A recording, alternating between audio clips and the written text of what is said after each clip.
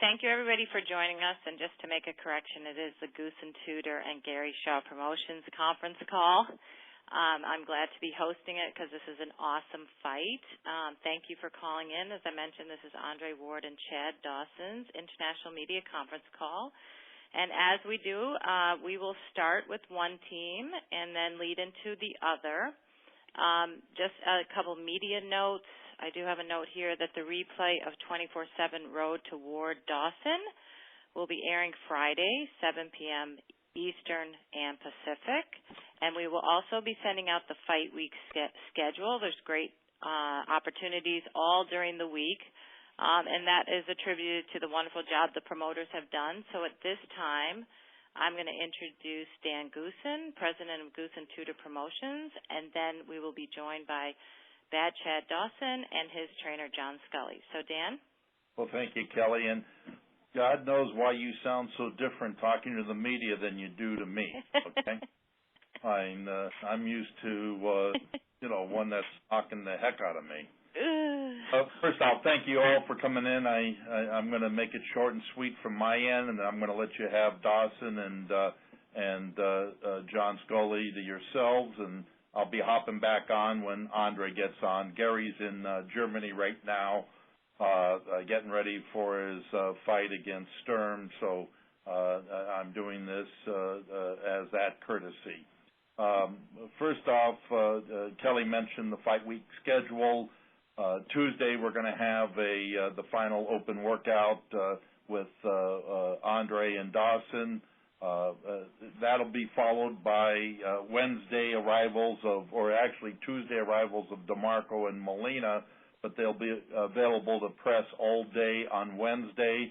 So anyone that needs any interviews with Antonio DeMarco and John Molina Jr., please contact Kelly. That in itself is going to be a great fight and a great way to open up the HBO telecast. The final press conference will be Thursday at 11:30 a.m. At a restaurant, which will be noted on the event schedule. But it's 11:30 in Oakland, and then on Friday we're doing something a little bit differently. HBO came out there and did their HBO 24/7 Road to Ward Dawson, and they really gave it the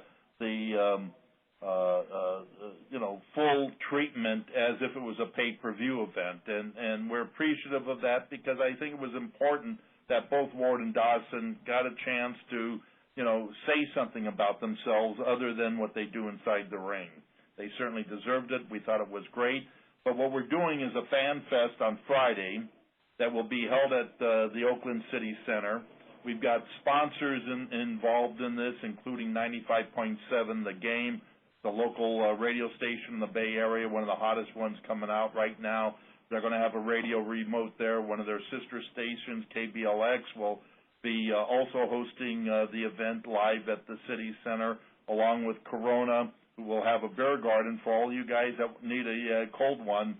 We're going to have a beer garden there.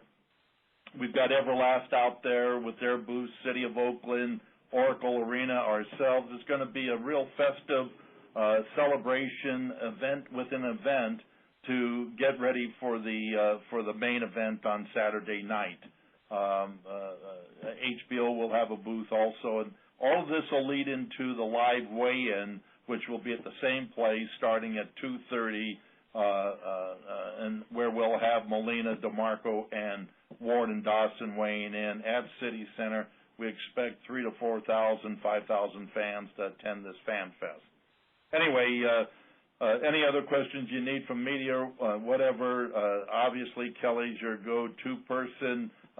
Andy Olson is handling credentials, and I'm going to turn it over to John to say a few words, and I'll have Chad say something, and then I'll leave you guys together with them. John?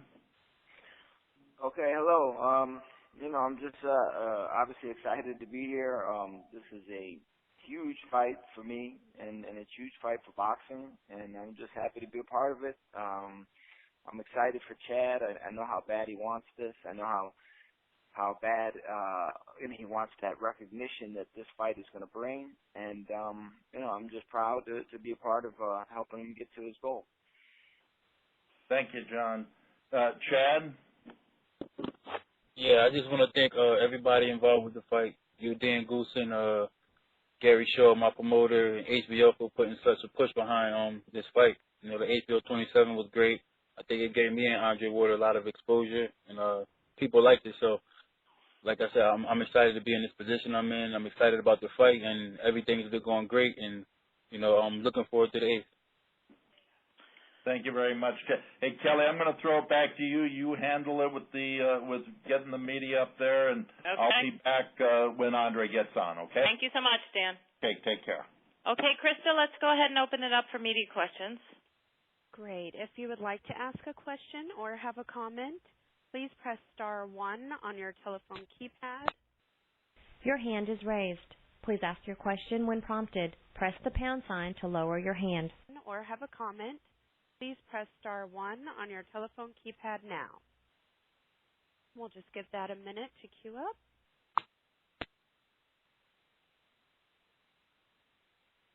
All right, and our first question is from Robert Morales from the Los Angeles Daily News. Hey, Chad, how are you, man? I'm doing good. Yourself? Good, thanks. Chad, I was just curious. You've already been light heavyweight champion, obviously, so you've already tasted that, world championship stuff.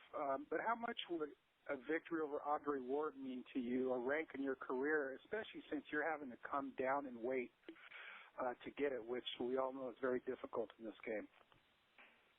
The weight problem was not difficult at all. My weight is good. I'm ready to hit the scale at 168 pounds. A victory over Andre Ward would mean a lot for my career. We're talking about somebody who's very, very high on the pound for pound list, and somebody who has a lot of recognition. He won a gold medal in the Olympics, and it doesn't. When you look at his resume, it doesn't really get any bigger than that. Especially winning the gold medal for the United States. So I'm looking forward to the fight and going out there, and proving everybody wrong. People are so wrapped up about the fact that I'm moving down to 168 pounds when it's only a 7-pound, weight difference. But I'll make the weight comfortably, and I'll be ready to fight on the 8th. All right, man. Thanks. I appreciate it. Good luck. Yeah, thank you. All right, our next question is from Dan Raphael from ESPN. Hey, Chad, how are you today? I'm doing good. How you doing, Dan? I'm good. Chad, listen, my question for you, a little bit what Robert was saying about the 168. They make people, myself, a lot of people make a big deal about you coming down and weight for this fight. First of all, you said it's been going okay for you. My question for you, though, is whatever happens in this fight, let's say you win the super middleweight world championship. Now you're super middleweight champ. You're still light heavyweight champion. Is this like a one and done for you? And you go back to light heavyweight and just have said, I accomplished my goal, I won the super middleweight title? Or do you think you could continue to make 168 if the right fight presented itself in this weight class? I definitely think I can continue to make 168. I'm like you said, I kind of got the best of both worlds. If I go down, if everything works according to plan and I win the title, and I'm looking for big fights at either weight class. I think 168 is a lot more loaded than the light heavyweight division is. And I also do think that those guys at 168, including Andre Ward, will be coming up to light heavyweight real soon. So, like I said, I'm in a great position. I could go back to light heavyweight and wait for those guys, or I could stay at 168 pounds and contend against the Kesslers and the Roches and those guys. So, I think it's a great position to be in. How much of a difference has it been for you then in this training camp? And maybe John could address this also, for you to drop that extra 7 pounds compared to what you would normally do to make 175 in a normal training camp to defend a light heavyweight title or to fight, in a light heavyweight fight? Has it been much different, or is it just, diet a little bit more, run a little bit more? What's been the biggest difference? And you made 168 for so many years anyway. Yeah, this diet, a lot of people don't understand, I come into training camp at 178, 180 pounds. I came into this camp, I got in, I was 180 pounds. So it was like I told everybody before, it's not hard for me to make the weight. A little extra, I put another extra mile on my runs. I'm dieting, and that's something that I haven't done in years, and that's diet. When I was fighting at light heavyweight, I was able to eat what I wanted, and still go into the weigh-in and make the weight. So this camp, it was great. It just made me a little meaner, the fact that I can't eat what I want and I have to diet. So, I'll be ready for the weigh-in. I'll jump on the scale at 167, probably 168 pounds. And I prove everybody wrong. The people who think that I'm not going to be able to make the weight, that I'll be drained and dehydrated, that's not the case at all. Hey, John, could you address that from your point of view as the trainer? Has there been any difference in his energy level, or do you notice any particular problems or things when it comes to him trying to make this weight? No, like you say, and I didn't even actually know this because Axel takes care of all his his cooking and food and everything. So in the other training camps, I didn't monitor the food at all. So I kind of assumed that he was just dieting and eating the proper foods. And then for this fight, I said, hey, you sure we're going to make 68? And he said, listen, all he's got to do is start eating good. And I didn't realize that before when we fought Hopkins. I mean, he beat out Hopkins on a diet that I wouldn't have chosen. You know what I mean? So now with eating the proper food, and after discussing it with Axel, it appears that it's not going to be a problem at all. And I think, I've read a lot of blogs, and people are really, focused on this weight thing, but I think they're it's misguided direction of energy because it just doesn't seem to be an issue. I think it's just an unusual thing that you see a prime champion like Chad to drop weight to make a fight where normally it's the other champion. It would be Ward to move up. And maybe, Chad, you could just address this also. Some people say Ward insisted on 168. Others say, catch weight, no problem. There's been back and forth. But what in your side of the story as to how it came to be that you're making 168 as opposed to either defending your title at 175 or defending your title at some weight above 168? I mean, what the thing is, it doesn't really matter what the agreement was. When I announced that I wanted to fight Andre Ward on HBO, I said 168, we could do a catch weight, or we could do 175. That's what I said, and they said 168. So I mean, I'm not the type of person who's gonna go back and forth. I told my promoter Gary Shaw, make the fight, I'll do 158, and I'll go to Oakland. So I gave him every advantage, and I think that credits my abilities and what I know I'm capable of and what I know I can do in the ring. I don't care that the fight's in Oakland. I don't care that it's 168 pounds because I know I'll be comfortable and everything is going to go my way. Okay. Thanks a lot, guys. I will see you in Oakland. I look forward to this one. All right, thank you. All right. Our next question is coming from Alexis Terrazas from San Francisco Examiner. Hey, Chad. How you doing today? I'm doing good. How you doing? Pretty good, man. Yeah, I mean, the odds makers right now have you as the underdog, and that's a position that you always haven't been, you always haven't been in. But, what do you think of, well, why do you think that is, and does that give you, do you take offense to that? Does that give you any extra motivation for you and your team? No, I don't take offense to it at all. People are entitled to their own opinion. All I can say is that they're making the wrong bet, and I mean, my training camp has been great. I'm not worried about being an underdog. Like you said, I've never been in this position before. And it's about time that I am in that position. It's going to give me fuel, and it's going to make me a better fighter. Mm-hmm. Yeah, and your last two bouts were against the guy in Hopkins that really difficult style, effective for him, but not necessarily crowd pleasing. Andre kind of has that type of style: effective, difficult, not really crowd pleasing. How will that experience from those two fights, how will that help you, on September 8th? When I fought Bernard the second time, like you said, he's so tricky and so crafty in the ring. He's very smart when it comes to that. And I would just, I did what I had to do to win the fight, but at the end of the fight, I knew I could have done more. So, the fact that I've been in the ring with Bernard for 14 rounds, I think it says a lot about me and how I can deal with different styles. I fought everybody from Tarver to Glenn Johnson, Bernard, Thomas Adamek, and those are all three different styles. So when they say that, Andre Ward can adapt to any style, I'm the same way. I can adapt to any style, and I can figure out how to beat any style. I'm a very intelligent fighter when I'm in the ring, and come the 8th, everybody's going to see that, and they're going to realize that I am a better fighter than Andre Ward.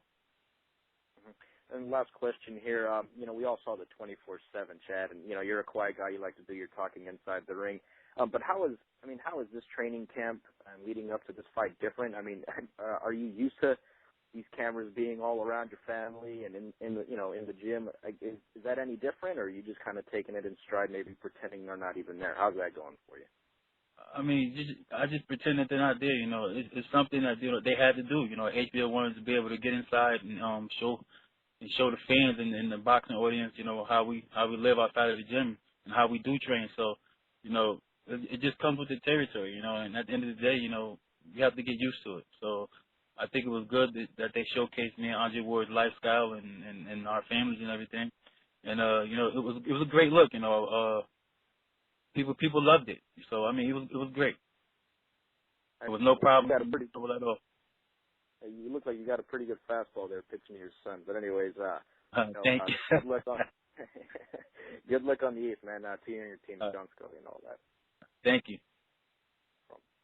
All right, our next question from Jason Gonzalez from MaxBoxing.com.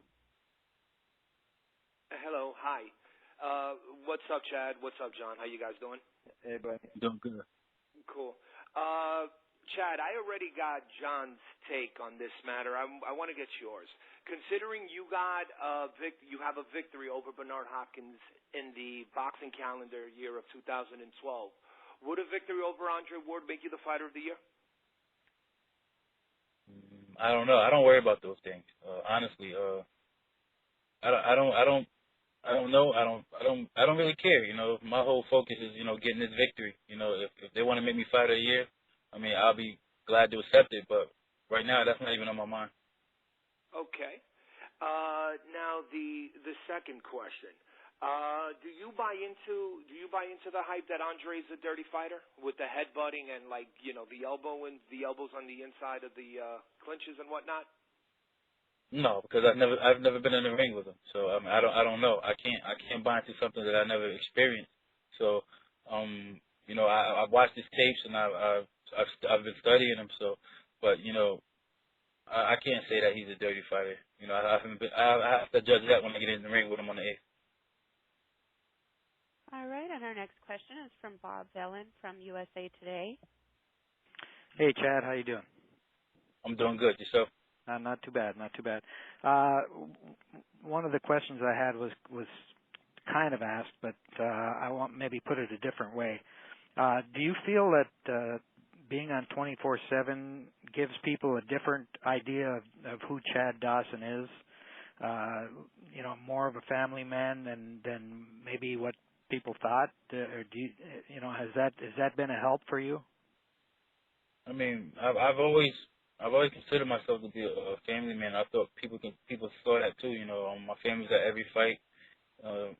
My family comes first before anything. At the end of the day, my job is to raise my kids and be a good husband, and that's what I try to do. I try to live my life like that, and only good things come to people who live their life like that. So that's what I try to do. I try to show my kids right from wrong, and just be there for them at any time. So I mean, whatever the people got out of the 24/7 is great, because when I watched it, it made me see that even though I already know that, but family is definitely more important than anything else.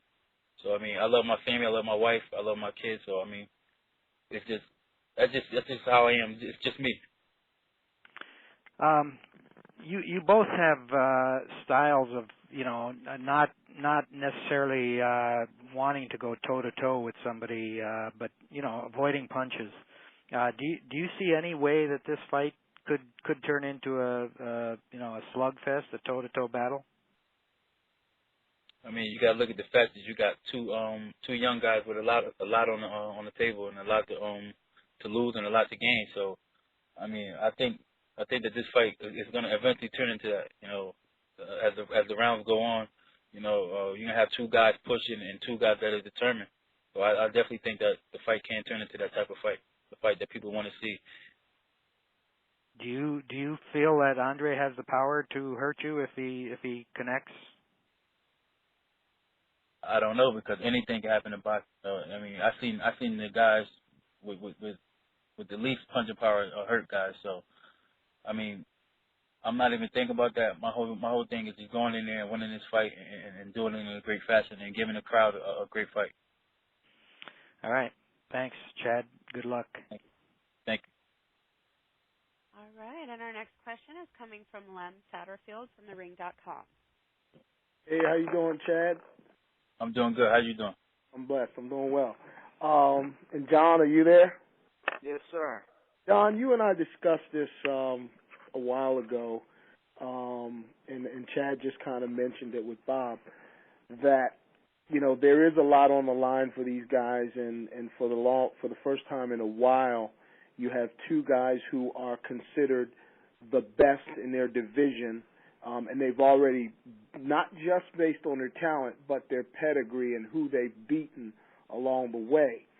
So given that, would it matter to you? I mean, how much does it matter to Chad and to you to have that, potentially that Sugar Ray Leonard, Thomas Hearns type of battle, or would it still be an acceptable achievement to have sort of like a Roy Jones, Bernard Hopkins, the first fight that they had, which wasn't necessarily a dog fight, but you recognize the skill and ability of the fighters?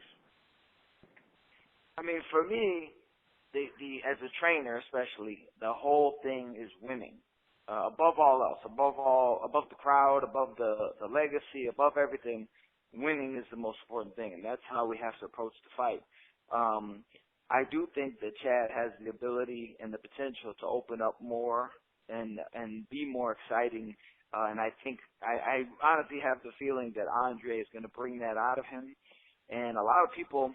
And I'm surprised at this after seeing Chad in the first Glenn Johnson fight, the way he responded like a warrior. I think a lot of people think that that's like a weakness with him. Like I think they think, because I've read where people have said, oh man, Andre's going to get inside and he's going to do this and that. And I actually think, and he can tell you better, but I think Chad wants him to come like that. I think Chad welcomes him making it a good fight. I think the better the fight is, the more Chad is going to like it, because it's going to draw out all the things that he has in him. Because the fact of the matter is, and I know this from knowing Chad since he was a kid, I mean, there is so much talent and power and explosiveness that the fact is he's never shown, he hasn't had to show because he's won the majority of his fights so easily. So I think it could very well turn into the fight people want to see. And I think, contrary to the belief of some people, I think it's going to favor Chad if it turns into that kind of fight. Chad, do you have any reaction to what I just said? No, I mean, I'm just looking for a great fight. I mean, I know that Andre Ward's a great fighter, and like Scully said, this is the fight I wanted because I know what type of fighters it takes to bring the best out of me. Andre Ward is that pedigree of a fighter. He can bring that out of me.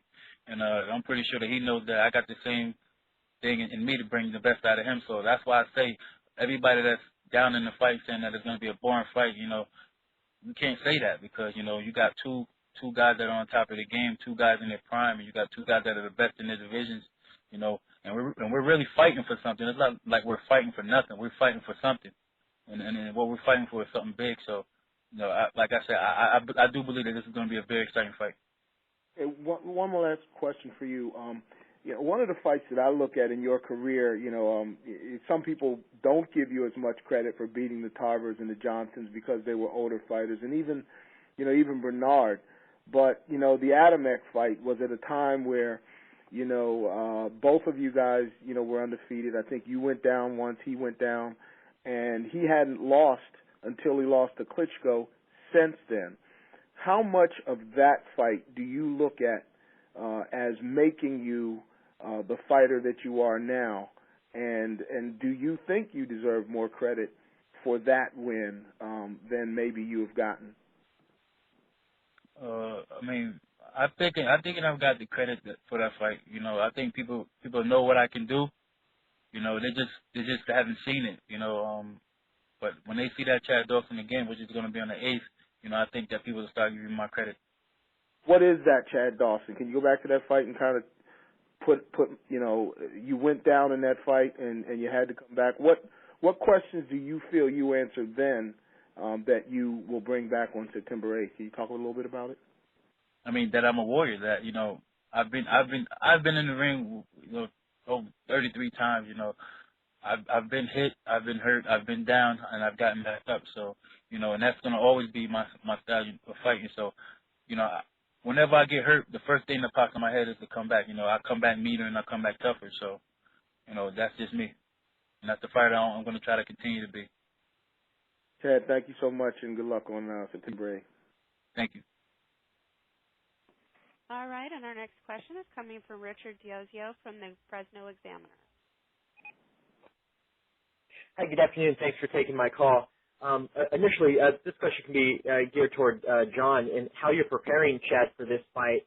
Obviously, we talked about the weight cutting, and two of you don't think that's going to be an issue. Now, taking a look at what it's going to be like in the ring, how do you think the fight's going to play out initially, right from, let's say, rounds 1 through 4? Is that going to be a feeling out process of determining what kind of fight Andre Ward's going to bring to the table, or do you think Chad's going to be able to impose his will early, whatever your strategy is going to be, and if you can shed some light into the strategy?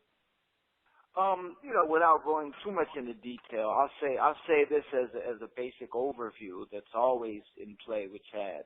I've always said that I feel Chad is in the Mayweather, Roy Jones type of realm where more often than not the opponent is going to have to deal with Chad more than he's going to have to deal with them. He has certain things that he was born with, certain things, just a mentality that he has and his approach to the fight that forces people to have to adjust to him. His height obviously is one of those things that just can't be avoided. You have to adjust. So I think more than all of Andre's recent opponents, I think we're going to be able to implement our style because, like I say, without giving too much away, I've watched all of Andre's fights, and I don't feel that any of his opponents, as good as they were, they weren't able to establish their own game plan. They had to adjust to Andre, and I felt that some of that was because of their physical limitations that Chad obviously doesn't have. So I think, put it this way, I think going into this fight, Andre, when they went looking for sparring partners, they probably had a tough time finding someone that could bring to the table what Chad is going to bring to the table. Yeah, and Chad, just to follow up on that, I mean, how do you think you're going to come out and answer the opening bell for that fight on September 8th? Oh, just going out, and bringing energy. Just bring energy. I just want to be more active and just bring a lot of energy to the fight, and oppose my will. Very good. Thank you, guys. We'll see you then.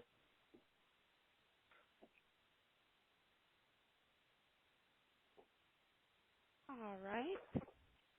Again, that's *1 if you'd like to ask a question.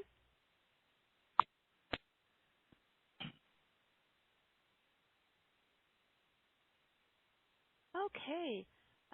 Let's see. Our next question is coming from Robert Huff from FightNews.com. Hello? Yeah.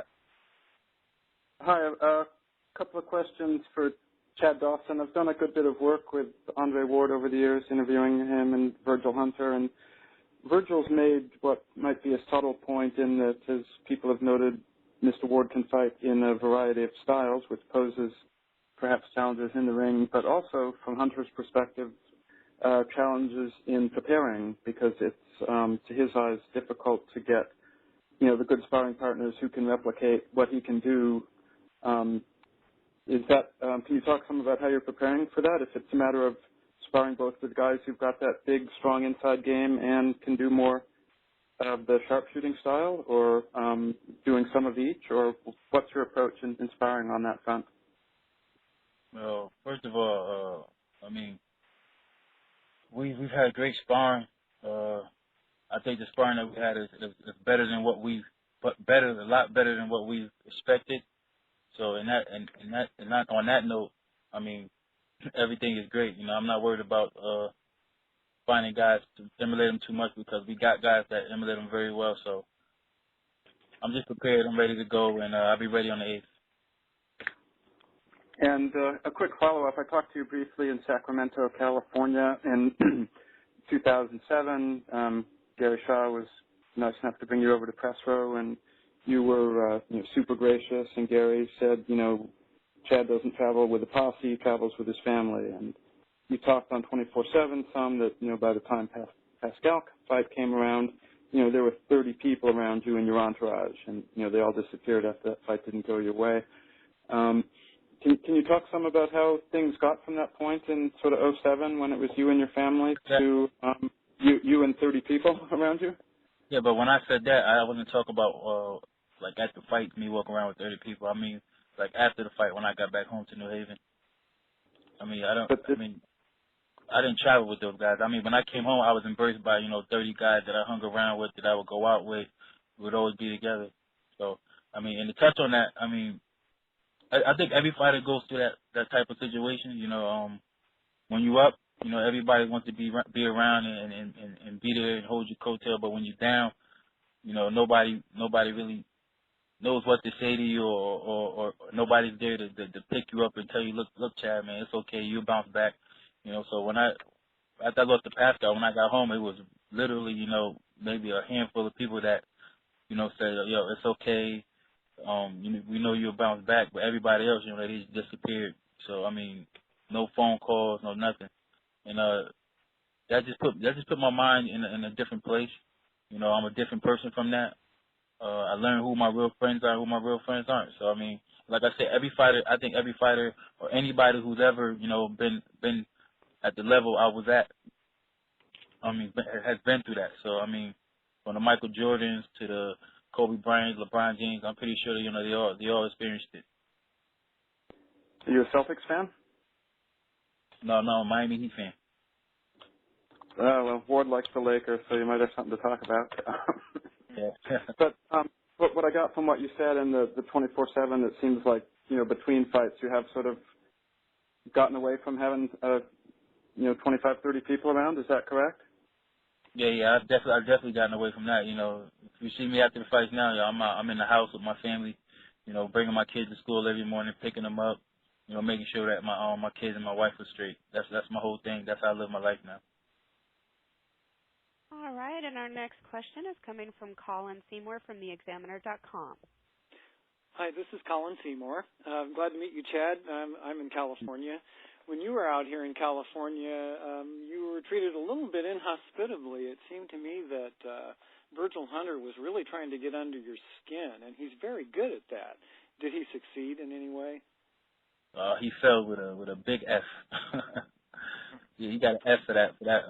But I mean, I've been in the ring with Bernard, and I've been in press conferences with Bernard. I've been in press conferences with Tarver. I've experienced all that. And those guys didn't get under my skin, so I don't know what made him think he would get under my skin. But I'm fine, and like I said, he flunked that test.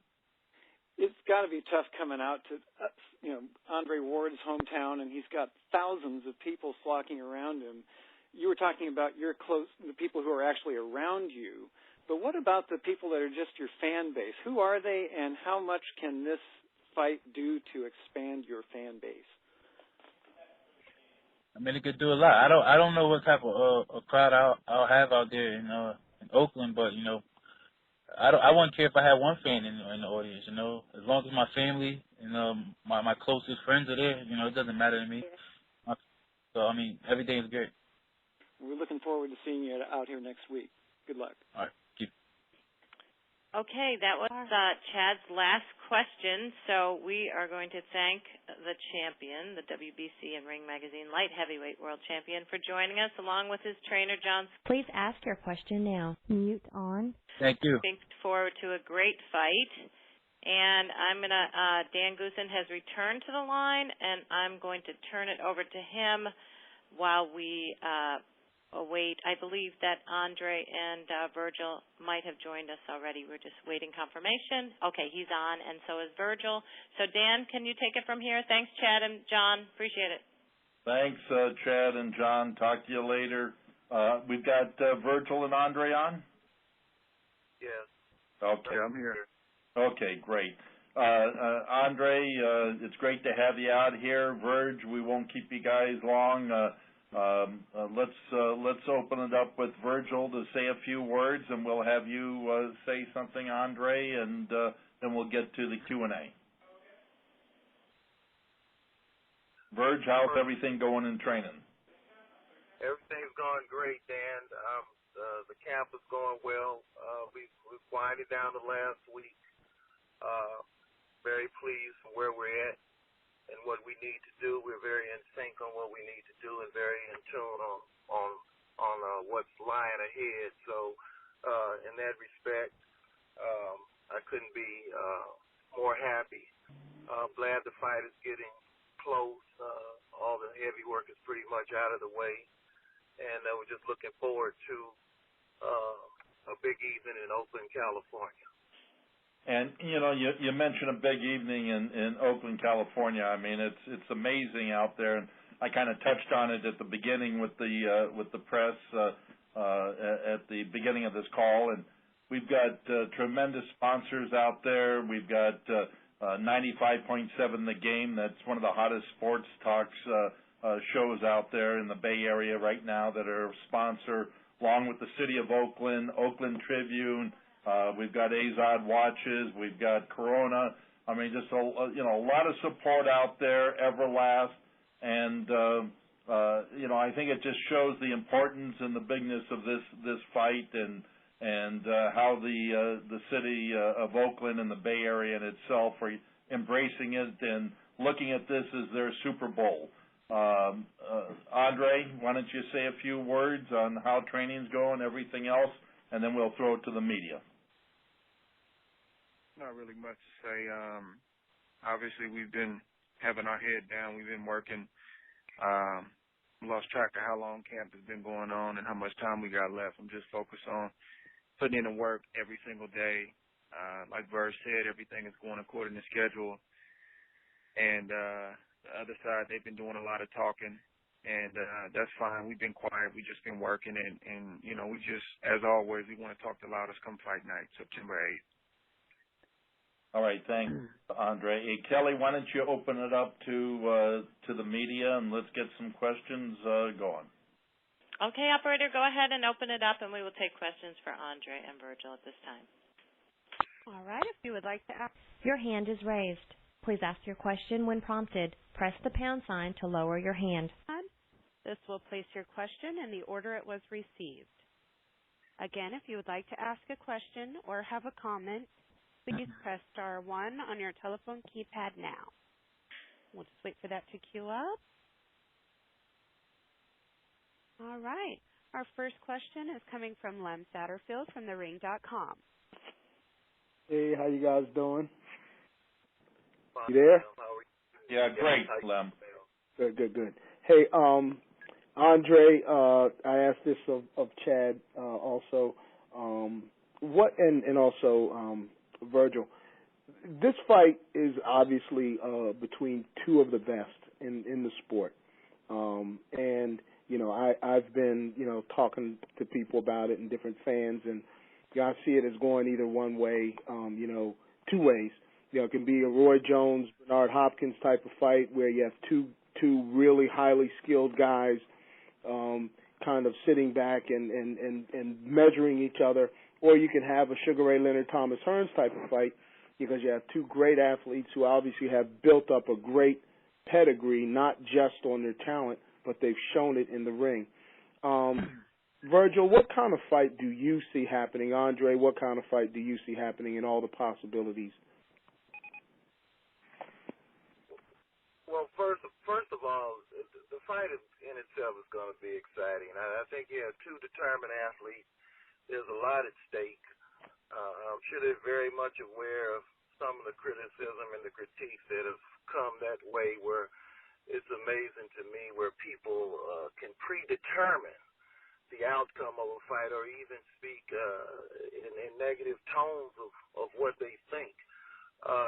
It's unfortunate today that the purist has been pushed aside for what is deemed in my eyes as we no longer teach the art of boxing anymore. And we just put some gloves on people, and we just point them in the middle of the ring and say, go, and swing, and keep swinging, and keep your hands down and get hit in the head anytime you want. You can't help. It's always going to be a certain, to me, a division of fans who are going to appreciate what boxing is truly all about. And it's also going to be those fans who really don't understand boxing and can't get a grasp of what this sport truly is unless they see something that they consider much exciting today in terms of, 100 headshots landed within 5 rounds and bloody noses and busted eyes and things like that. But it is what it is. But I expect a great fight, and I know coming from our end, Andre Ward is not a boring fighter. I mean, when you dominate, it could appear boring. But when you talk about action, he's an action fighter without a doubt. Andre, do you have anything to add to that? You know what, Lynn, my mindset, man, is I'm on a one-track mission, and that's to get my hand raised. And I think if you really watch my fights, I do a little bit of everything in my fights. I think the knock is that, like Verge said, if you don't take a certain amount of punishment, then, people who are really not, I don't want to say ignorant of the sport, but people who like a certain type of fight, if you don't take a lot of punishment or it doesn't seem like you're getting hit that often, you're reluctant or you get tagged as being born. Well, the guys that make it in the sport, the greats, the guys that can still walk and talk when their careers are over and still live their lives, like Sugar Ray Leonard and guys like Floyd Mayweather, Bernard Hopkins. Yeah, those guys, obviously they took shots there in the sport of boxing. Those guys are masters, and I've always been trained to be a master, and that's what I'm going to continue trained to become, is a master of the sport where, even though no fight is easy, where, you make it look a certain way. So I'm really oblivious to what people are saying, how they feel about the fight. I think it's a great matchup. I think the matchup and the credentials speak for themselves, but I'm locked in on getting my hand raised. I'll bring in, you brought something up that's interesting, is the fact that even though there's been fights like the Froch fight and the Kessler fight where observers thought it was going to be potentially some of that blood and guts, and when you came into the Super 6, people thought maybe you were going to be exposed as someone who couldn't take this or that. What is it about your ability, Virgil, both of you, that has allowed you to neutralize other fighters and kind of mute their attack as opposed to what people thought they were going to see? Well, it's tough to say. I mean, at the end of the day, we put in our work, we study, we do all the things we're supposed to do, and then from there, it's just, the desire to win, the desire to come out on top, and like I said before, none of those fights were easy, but we found a way to get it done, and I think, that's the mark of a potentially great fighter. Virgil? Just plain and simple, Andre Ward knows how to fight.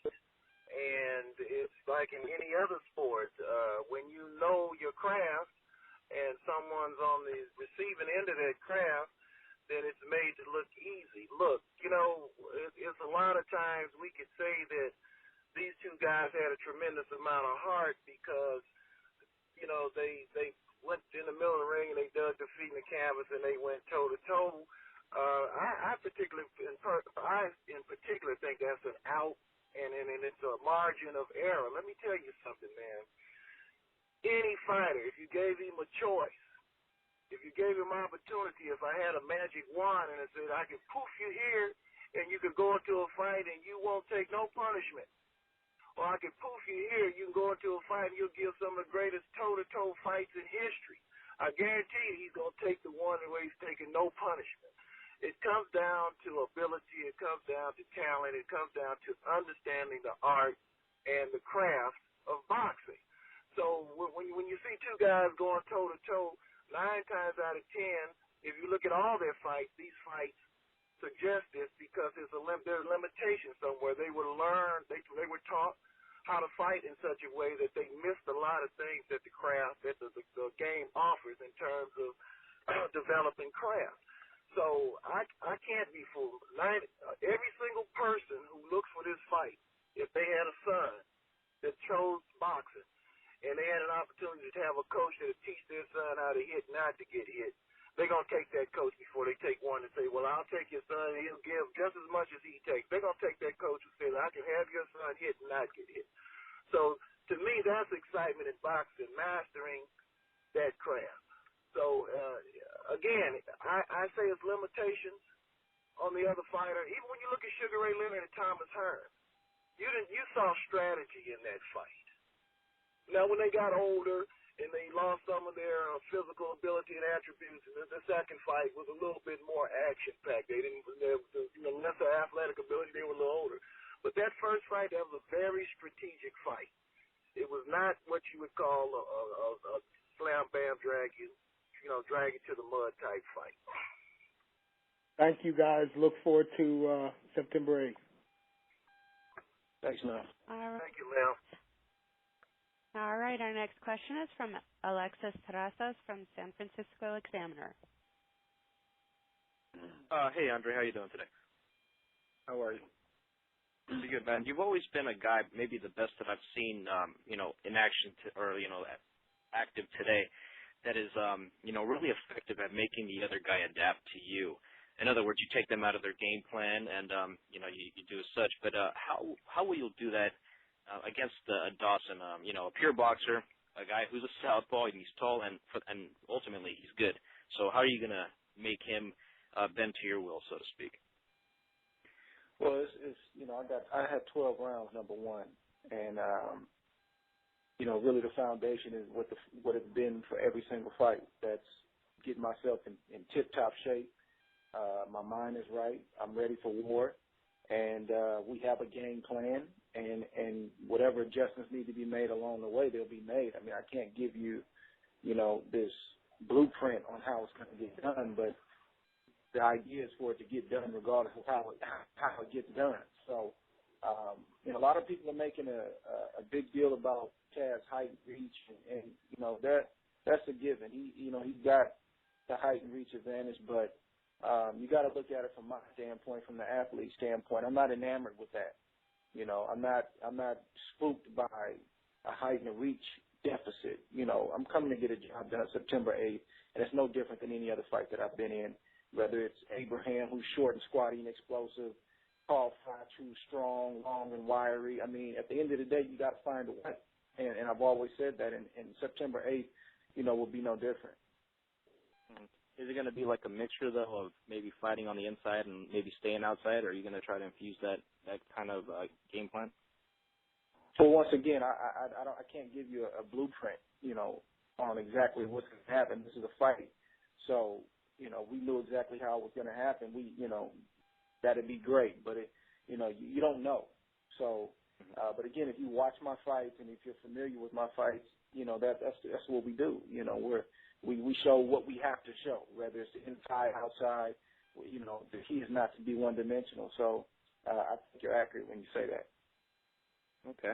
And what concerns you most about fighting Chad? And I guess fighting at home. Fighting at home usually is kind of chalked up as an advantage, but not always. So what's your concerns about Chad Dawson and Oakland? I really don't have any concerns. I mean, I respect my opponent. I understand who I'm fighting. I've watched Chad for years. Obviously, I've honed in on him, a little bit more as of late, since this fight has been signed and whatnot. But I don't know if concern is the right word. We respect the other side. They seem to be doing some good work over there. And, there should be no excuses when this fight is over. I'm looking forward to a tremendous fight. Once again, I got another, great competitor on the other end of the ring. But, I plan on getting my hand raised. I mean, I've sacrificed a lot to get to this point, and I still feel like it's time. And that's kind of what it boils down to. Once again, from the athlete standpoint, I don't get caught up in a lot of the things that are out there. I'm a one-track mind. I've been in training camp for a long time. I've been preparing for this fight for a long time. So some of the other things don't even come into my mind in terms of what I'm concerned about. As far as fighting at home, It's just like any other event. Obviously, it's different in terms of it being the home base, but I'm just looking forward to giving the fans a great show. My zone is going to be as if me and Chad Dawson are the only two people in that arena. That's how I approach these fights. And then when it's all said and done, I can show the fans my appreciation for coming out. Right, and I'll let you go with this, Andre. We all call it 24/7. This is the highest publicized fight of your career. How are you dealing with these cameras, man? And is it just any other fight, or is it maybe a little different getting used to those? Well, I'll be honest. I mean, I think being in the Super 6 and the Showtime cameras and that tournament going on for as long as it did, I probably had more cameras and more responsibilities from that standpoint. We've been here before in terms of having the cameras. We still got to stay focused, get our work in. It's just being documented. And they were in and out. I think the show turned out to be great. And God willing, I look forward to being back on 24/7 real soon. Excellent. You and his fan? I am, yeah. I'm kind of a Bay Area fan, so I kind of represent both sides of the bridge. Excellent. Well, you got best of luck on September 8th, Andre, and good luck with everything. Thank you, buddy. All right, our next question is coming from Dan Raphael from ESPN. Hello, Andre and Virgil. How are you guys today? How you doing, Dan? Good. Andre, first off, one of the reasons I guess that you haven't fought since you won the Super 6 at the end of last year, part of the reason anyway, was because you had that hand injury that you had before the Frotch fight. You gutted out the Frotch fight, got the win, let the hand get better. I'm curious, how is the left hand? My hand is fine. I've had zero hand problems, period, in this camp. Excuse me. In previous camps, I wrapped my own hands and did a pretty good job, but I've taken the time to have someone, Robert Garcia, wrap my hands every day, and it's had a tremendous effect on my hands in terms of not having any injuries. But that specific injury is fine. I've had no problems. Robert Garcia, you talking about Robert Garcia, who trains Donaire and some other top guys? No. Different guy, right? Robert Garcia here in the Bay Area. Yeah. Okay, I'm gonna make sure I didn't get too confused there. Virgil, is he telling the truth? Have you noticed any problems? No, there's absolutely no problems with the hand at all. It's strong. We did the proper things to rehabilitate it, the proper rest, the proper rehabilitation exercises. The hand has presented no problem at all. Okay, that's good to hear. Also, Andre, I was wondering when we were talking with Chad a little while ago, he talked about the fact that he's coming down to 168 to fight you for your championship. Address the questions about, the ease or difficulties in which he might have of making that weight, said there was no problem. And, he basically said, I asked him, is this a one and done, come to 68, see what you can do, and then, whatever the outcome, go back and continue to defend the light heavyweight title. I wonder from your point of view, this fight has taken place in your weight division, 168, where you're the champion. But I wonder, do you think that in the future you can fight successfully at 175, or could you be a guy that could go back and forth between those weight divisions and more or less just sort of look for, if there's a big fight for you at 175, take that opportunity, or, stick around at 168 if some other big opportunity comes up? Whenever the time comes, noise in the background. Whenever the time comes, then I definitely want to go up and be a multi-divisional champion. Gonna be real careful about going back and forth. So I think sometimes guys get in trouble with that. Once I go up and build my body up to be a 175 pounder, I'll probably stay there, and I probably won't come back down. So do you see yourself then having a few more good years left at 168, where there's still some good guys out there? It's hard to say how long it is. I mean, when I came into the professional ranks and slowly made my way down to 160, it was kind of an abrupt decision. Virg and I were on the same pages after, I forgot what fight it was, and we were both on the same page, and we hadn't even talked. We just got on the phone one day and said, man, it's time to go up. So I think sometimes that's how it happens. I don't know, how many more fights, how many more years I have at 68, but, I probably think going up in weight, I don't want to say it's going to come sooner than later, but I think it's around the corner. Dan Goosen, are you on the phone? I'm here. Could you address that from your point of view as the promoter of about where you think you can have great success with Andre? Like he just mentioned, maybe staying at 168 for a while longer, maybe going at some point to 75, not wanting to go back and forth between the weight classes? I've always been a true believer, Dan, that those are decisions with the fighters and his trainers, because Andre knows the sacrifices that he has to make a certain weight, and one of the things you don't want to do is give them any anchors around their neck to say you gotta weigh at 168 because that's the better division. For his health, for his safety, for his pure ability to bring out the best in himself physically, it's wherever his weight lies. So those are decisions I leave in the hands of Andre and Virgil. They're the pros at that. Thank you. Andre, one other question for you. I'm wondering, when you were presented with this fight as a possibility, and the discussion then became, okay, well, what weight class are we going to do this in? Because you're the champion at your weight division, he's the champion in his weight division. Some guys would have opted for a catch weight. Maybe it's more common for the smaller guy to go up and challenge the bigger guy. It is a little more unusual for the bigger guy to come down a weight class. How was it that you wound up getting the fight in the weight class that you wanted it? Even though he said, as he talked about earlier, that when he was on the HBO interview after one of his fights, he did say that he would go to 168. But there's a difference between saying it to a camera and actually signing a contract. I think first and foremost, he shouldn't have said it. I mean, that's the negotiating 101. He negotiated against himself when he said that. First of all, second of all, I personally never once demanded a weight. Now you have to understand that the promoters, they talk, and I'm sure Dan and Gary had initial discussions probably before, I don't know, but probably before Bernard Hopkins. So I'm not privy to every conversation. Dan brings back what he needs to bring back, but in terms of me demanding 170, that never happened. As far as I'm concerned, when I sat on my couch and I heard him say what he said, the fight was signed, sealed, and delivered at that weight, and it was never brought to me in terms of what weight do you want it to be at. It was a foregone conclusion. So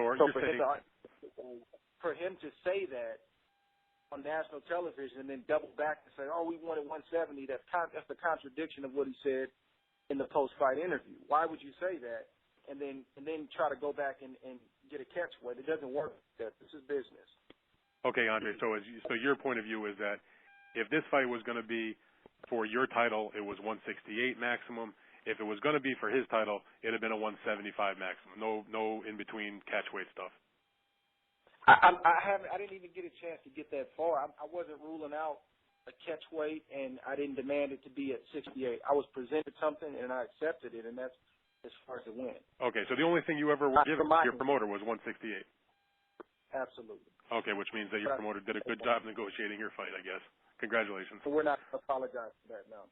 Exactly. All right, I just wanted to clear that up. Thank you, Andre. Look forward to seeing you next week. Thanks, Virgil. Thank you. All right. And we'll move on to Colin Seymour from theexaminer.com. Examiner.com. Hi, Andre. Hi, Virgil. Andre, you were talking about your respect for Dawson.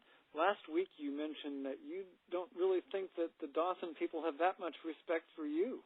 Can you elaborate on that? What it is they're not reckoning with? Well, first of all, let me just clarify when I say I respect him. I mean, I'm realistic about what I'm coming up against. Sometimes guys, for whatever reason, it's almost like they refuse to see the strengths of their opponent and what their opponent does well. And that's one thing we do in this camp is we give guys credit where credit is due. If they do something well or they do a combination of things well, we have to acknowledge it because that's what we're facing. We're not going to tear a guy down or, anything like that. I mean, if anything, we'll give them more credit than they deserve just so we prepare, mentally and physically the right way. But, that what I alluded to in terms of his side and his team is, once you're around, the sport a long time, you can just be around a person for a short period of time and you can tell if a guy is, intimidated, if a guy is respectful, he's confident, and I just don't think that they're really giving us much credit. I think they're giving us some superficial praise because they have to, but when they turn on the tape or whatever, the DVD or whatever they're watching, nothing jumps out at them, and that's fine because this is not the first time that I've had that. Unfortunately, this way, I actually like it. I love for to not get the respect that I'm deserved prior to, because it just keeps you in the right frame of mind going into a fight, and you have that chip on your shoulder to prove otherwise. It will be fun to watch. I'm looking forward to seeing you next week. Thank you. Thank you. All right.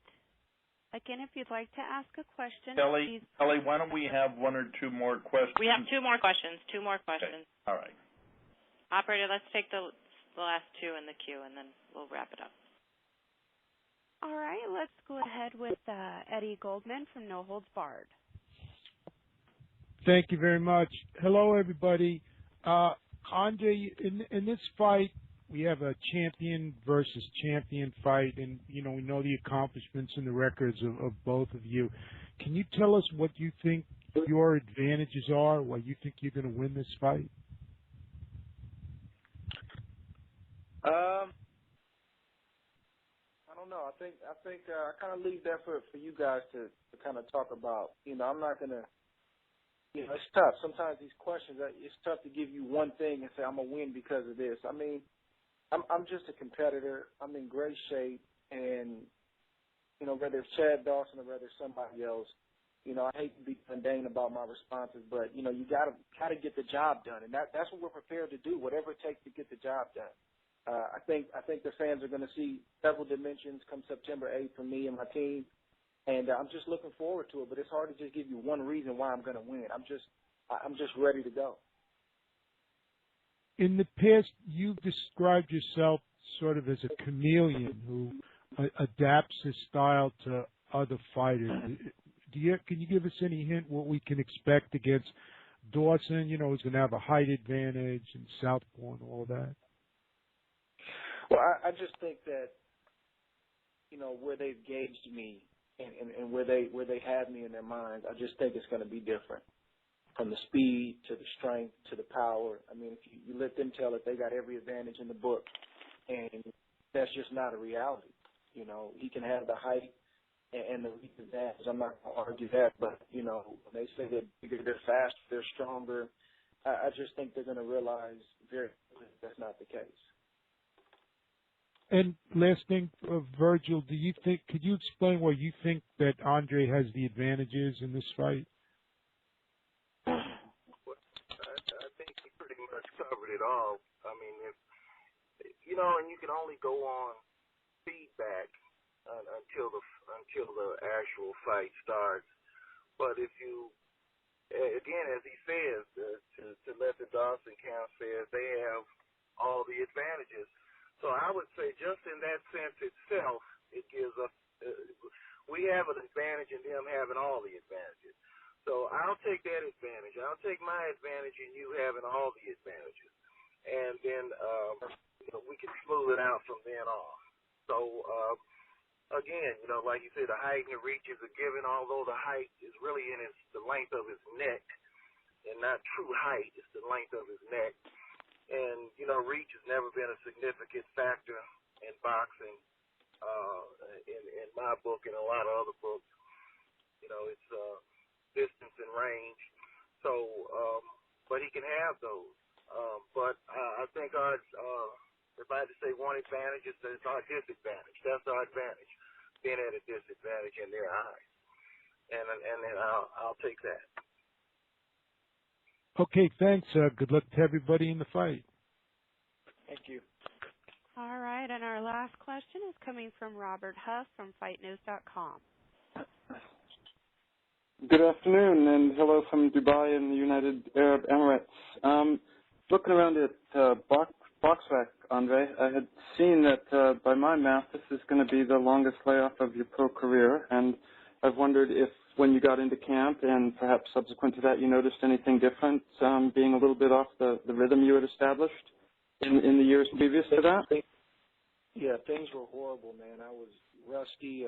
My sparring partners were working me every day, and I was on the verge of canceling this fight, man. I cannot be off this long ever again.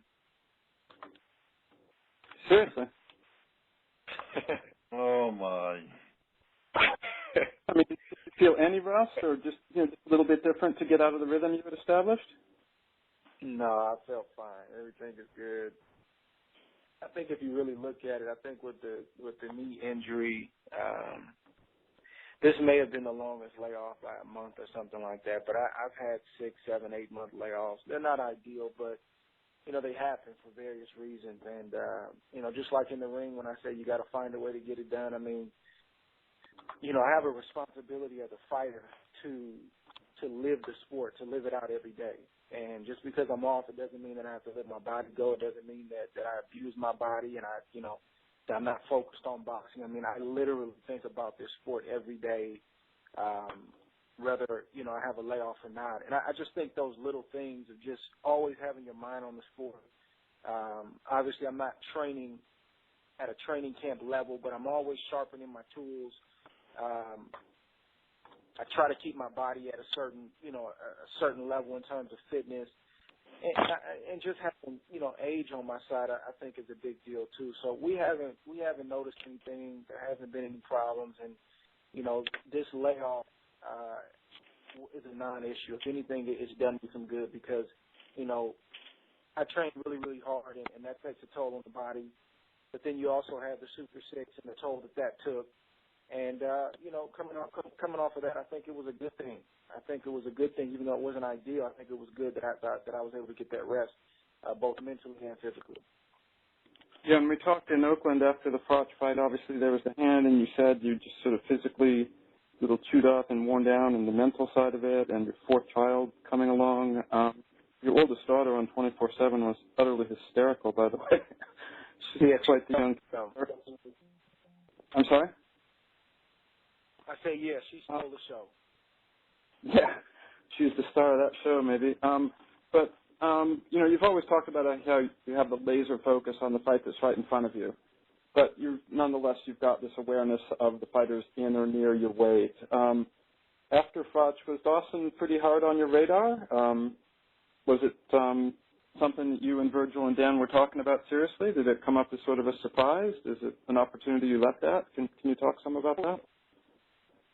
Really neither. I mean, he wasn't on my radar in terms of, me gunning for him, and it didn't come as a surprise. And I say that because, anybody that's close or near to my weight class, there's a possibility we may get it on and we may fight someday. So Chad has always hovered around. He's always been at 75 or started at 68 and went to 75. He's always made comments, and I recognize those comments about how easy it was to make 168. So, it was definitely inevitable one day that it was going to happen. But no, it was presented to me after the Super 6, after a couple months of rest, and, some people said, why Chad Dawson, and we felt like, why not? He's a great fighter. Let's get it on and let's, let the best man win. But by the way, he revealed that he's a Heat fan, so if you need any more animosity, there you go. So I'll wish you luck, and I'll follow it from afar. Thank you very much. All righty, thank you. Okay, Dan, do you want to make any closing comments? We are at the end of this call. Well, I do want to thank Ken Hirschman, Mark Taffet, Kerry Davis of HBO. They've put a lot of marketing muscle into this event, and for good reason. They no slight to Chad Dawson, but Andre Ward is utilizing this event, this bout. Robert just asked a question here. I remember sitting after the Froch fight. Andre said to Butte, fight someone. Okay, and Andre's goal here, as Virgil and James Prince and Antonio Leonard, it's about fighting the best out there. This is what boxing needs. This is what the sport thrives on. And this is what Andre Ward's done since he took on the challenge of the Super 6 when everyone thought we were crazy to do it. Chad Dawson's got a lot of good names on his resume. All it does is build up Andre Ward to that next level, that next step. And HBO recognizes that. Andre does, his camp does, we all do. And September 8th, we're looking forward to a great event. And one other thing I'm going to touch on that Virgil did and Andre did. One thing I've been saying about Andre, he's a fighter, okay? Whenever I hear anybody say anything about him not being a fighter or not being exciting, he's very exciting because he fights. and he'll continue to fight because that's what he loves to do. That doesn't mean he sticks his chin out there, but he goes out there and takes control. Someone asked Chad Dawson a question today on this conference call about what are you going to do when that bell starts to fight, and he had some vanilla answer, didn't really say anything. Well, I'll tell you what Andre Ward will do, and if Andre, if I'm incorrect here, you tell me. But he does what he always does. Right when that bell rings, he'll be out there fighting, taking control of that fight. Anyway, I do want to thank everyone for getting on. It's been a great promotion, not only locally in the Bay Area, but also throughout the United States. Andre, great job. Virgil, thank you again. Any questions with credentials? Kelly's got it all. Just go through her. And again, I thank you for getting on. Kelly? Yep. Thank you, Andre. Thank you, Virgil. Thanks, Dan. And again, we will be sending out a plethora of information, some follow-up releases, and the Fight Week schedule all coming to your email box very soon. Thank you very much for joining us. Have a nice day. So thank you, Kelly. And use smaller words for us guys that aren't reporters, okay? I was trying to impress Andre. Oh, okay. All right, you guys. See you, Andre. Bye-bye.